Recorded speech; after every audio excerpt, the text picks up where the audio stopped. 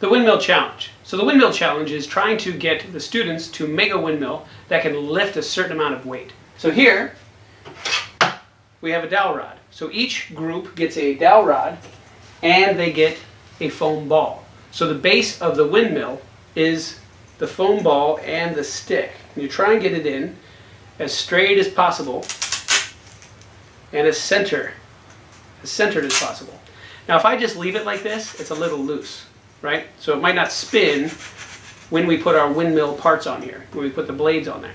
So what you can do, in order to make sure it doesn't get loose and fall apart, stay there, is take your tape and roll it just a few times around the tip of your dowel rod.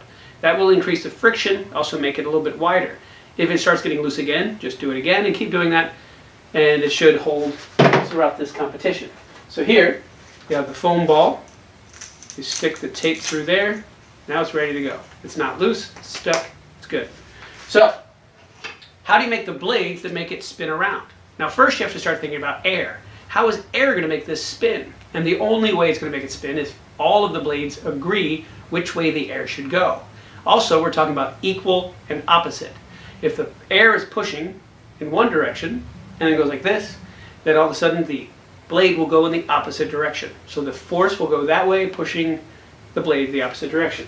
So you give them as many jumbo craft sticks as they want. So you have a bunch of these. And you give them index cards, playing cards, post-it notes, whatever you want. I'm just going to take mine and stick it to the one side, line it up with the edge of my popsicle stick, my jumbo craft stick, and I can leave it like that. I'm fine with it, because as the air blows, the air will push it this way, and then that will force it that way. So it'll go that way, it'll spin. Now, what you could do too, so it doesn't flop, is just put a little bit of tape on the other side, which is fine. Okay? So now, consider that the air is blowing directly at this foam ball. You take your blade, you stick it in the foam ball. Now, if I stick it flat, it could work because this is going to bend. But what I want to do is tell the air where to go. So I turn it slightly and I stick it in the blade. Now, you're going to have campers with just sticking wood in here, just taping things to it. They're going to have things sticking out and straight. And you have to say, you can't move it around. We can't move this. This stays exactly where it is. So this is going to go in here like that. So this goes in like this. We leave the top open so we can put the stick through. And we can see there's weight there. Now I only have one blade on my windmill. So the idea is they can make as many blades as they want. More surface area, the faster it'll spin. The more blades, the better, usually. So here, we turn on our fan. Now the first click is the most powerful. So that's 3. Now notice how I only have one blade on there. And one blade makes it kind of spin a little bit. It doesn't really go too far. Now I can lift and manipulate the wind any way I want to try and get it to go, but I can't move this. This is going to stay where it is. So also too, sometimes there's friction between the ball and the base. So you can keep your finger back here. Sometimes I use a coin or something to hold this. That way when this spins, this isn't causing friction. So this isn't rubbing against the base. I can keep it forward just a bit up here. Another solution would be put a straw, cut a piece of straw, stick it on here so they slide it through the straw, and that way it'll rub. That does cause friction, a little bit more than just holding it here in the back, but it's an option. All right, so there you go. That is one blade, and I saw that it moved. It had a little bit of force behind it. So if I make another blade, and I'm going to make my blade exactly the same way. So once you come up with the design, stick with it and see how it goes. Now in this case, of course, this is engineering camp, so you want them to fail and struggle. Do not tell them how to make it. And never tell them how to make it. I'm just telling you so you get the idea on how this works. So, and also show you that it does work. And it will take a while for the campers to actually see any success whatsoever. When they start seeing success, then you'll see everything change. Because once they see someone else get it, everyone should copy that idea.